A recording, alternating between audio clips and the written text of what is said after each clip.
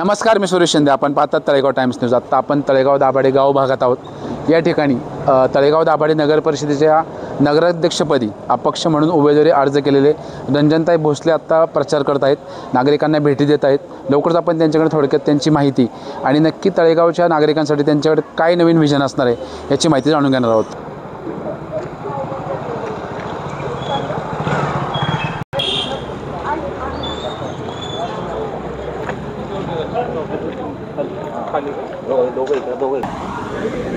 आत्ता आपल्यासोबत त्यांचे काही कार्यकर्ते, आपण त्यांच्याकडे थोडक्यात जाणून घेऊया. मॅडम नमस्कार, काय ओळख सांगाल आपली?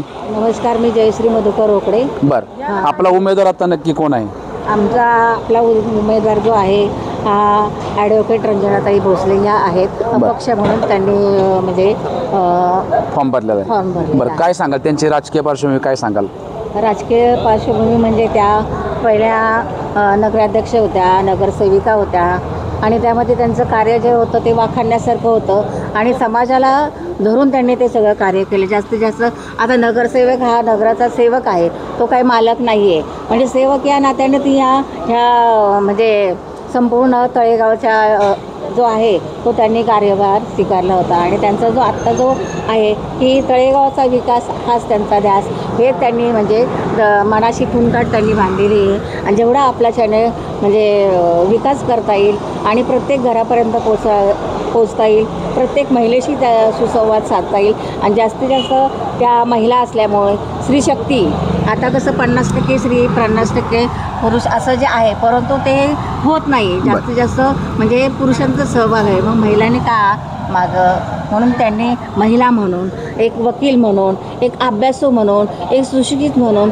म्हणजे त्यांचं कार्य आहे. कारण बाबासाहेबांनी सांगितलेलं आहे की सुशिक्षित जी लोक आहे त्यांनी म्हणजे असं राजकारणापासून दूर जाऊ नये. जर ते दूर गेले तर अशिक्षित लोकांचे गुलाम व्हायला आपला वेळ लागणार नाही. नक्कीच. बरं, त्यांचे आणखी काय ते वेगळं पण काय सांगाल? असं आहे की त्यांनी ज्या ठिकाणी जे स्मारक समिती जे आहे त्यासाठी त्यांनी उत्कृष्ट असं कार्य केलेलं आहे आणि अतिशय म्हणजे त्या अनेक ठिकाणी म्हणजे ते जो बंगला आहे तो आपल्याकडे यावा, कसा यावा यासाठी त्यांनी अगदी अहोरात्र कष्ट केले. म्हणजे त्यांनी सगळं आपला जी कमाई होती ती सगळी त्याच्यामध्ये घालवली की बाबासाहेबांनी जो आम्हाला महिलांना जो हक्क दिलेला आहे त्यांनी म्हणजे उतराई कशी व्हावी हे त्यांनी पाहिलं आणि त्या ठिकाणी त्यांनी त्या ठिकाणी बाबासाहेबांची संविधानाची पानं काय लिहिली, म्हणून त्यांचा जो मानस होता की या भूमीला संविधान भूमी जाहीर करावी, हा त्यांचा जास्तीत जास्त मानस होता. आणि त्यांची जी आहे की आपण म्हणतो की आपली जी कमाई आहे ती जी काही आपण समजा 100 रुपये कमवतो, पण त्याच्यातले 20% आपण समाजासाठी द्यावे.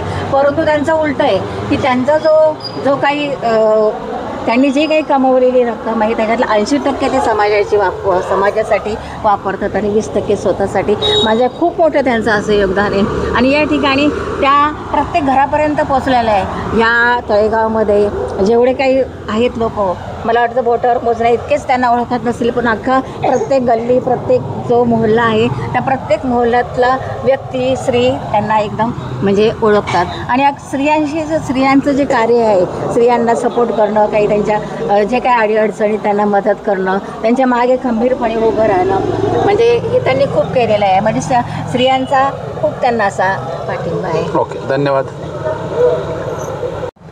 आत्ता आपल्यासोबत काही कार्यकर्ते, आपण त्यांच्याकडे थोडक्यात जाणून घेऊ की रंजनताई भोसले यांचं नक्की कारकीर्द कशी आहे. सर नमस्कार, काय ओळख सांगाल आपली? नमस्कार सर्वांना.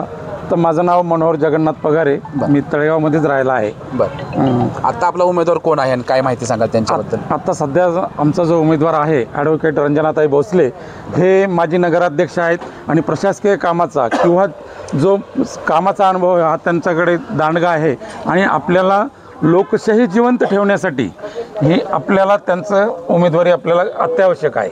बरं, आणखी काय सांगाल? म्हणजे वेगळं पण काय वेगळं आहे? त्यांचं वेगळेपण आहे की ते स्वतः ॲडव्होकेट आहेत आणि माजी नगराध्यक्ष असल्यामुळे त्यांना तळेगावच्या कामाच्या बाबतीत सखोल तळेगावमध्ये कसा विकास करता येईल, कुठल्या वार्डचा आणि कुठल्या प्रभागाचा विकास करता येईल हे त्यांना पूर्णपणे नॉलेज असल्यामुळे ते एक सक्षम उमेदवार म्हणून आपण नगराध्यक्षपदाचं आम्ही पाठिंबा देतोय त्यांना.